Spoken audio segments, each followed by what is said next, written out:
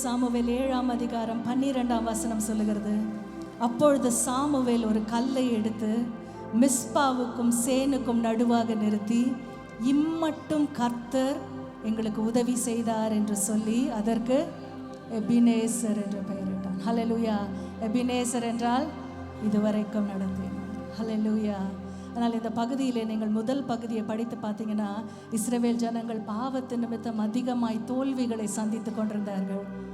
1 Samuel அதே 7:3 Samuel இஸ்ரவேல் குடும்பத்தார் யாவரையும் நோக்கி, நீங்கள் உங்கள் முழு இருதயத்தோடும் கர்த்தரிடத்தில் திரும்புவீர்களானால் அந்நிய தேவர்களையும் அஸ்தரோத்தையும் உங்கள் நடுவிலிருந்து விலக்கி உங்கள் இருதயத்தை கர்த்தருக்கு நேராக்கி அவர் ஒருவருக்கே ஆராதனை செய்யுங்கள். அப்பொழுது அவர் உங்களை பெலிஸ்தருடைய கைக்கு நீங்களாக்கி விடுவார் என்றான். அப்பொழுது இஸ்ரவேல் புத்திரர் பாகால்களையும் அஸ்தரோத்தையும் விலக்கிவிட்டு கர்த்தர் ஒருவருக்கே ஆராதனை செய்தார். ஹல்லேலூயா. நிறைய நேரங்களிலே நம்ம தோல்வியின் பாதையில் கடக்கிறதுலையே காரணம் என்ன? ஆண்டவர் நம்முடைய வாழ்க்கையில் எபினேசராய் மாறாத காரணம் என்ன? அஸ்தரோத்துகளையும் விக்கிரகங்களையும் நாம் விளக்காமல் இருக்கிறோம்.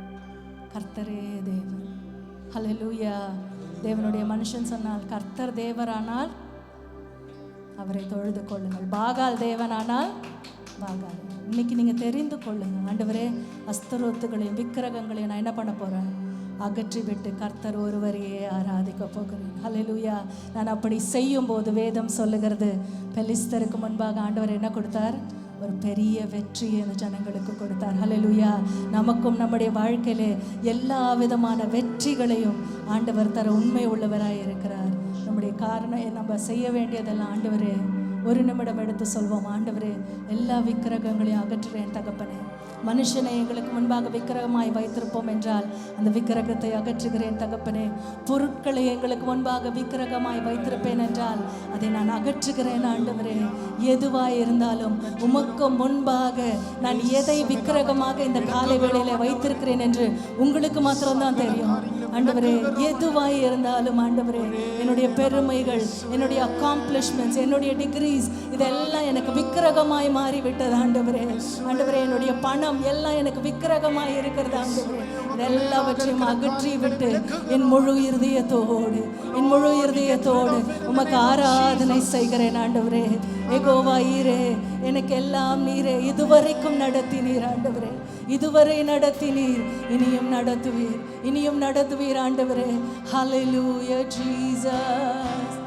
இதுவரை நடத்தினீர், இனியும் நடத்துவீர்.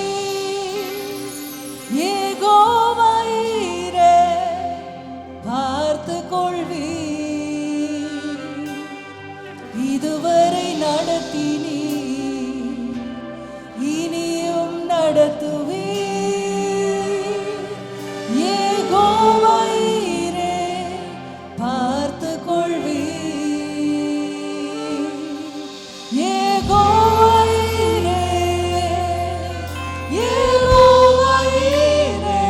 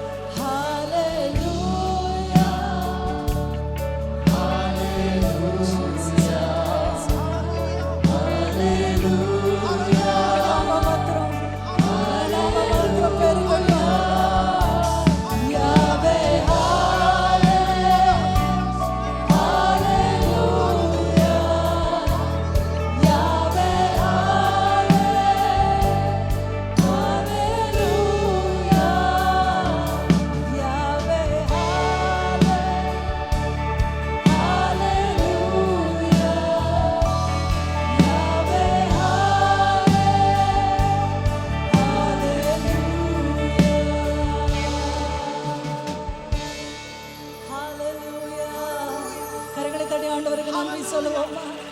அவர் துதிக்கு பாத்திர, அவர் கனத்திற்கு பாத்திர, அவர் மகிமைக்கு பாத்திர. அப்பா உமக்கே துதி, உமக்கே கனம், உமக்கே மகிமை ஆண்டவர்.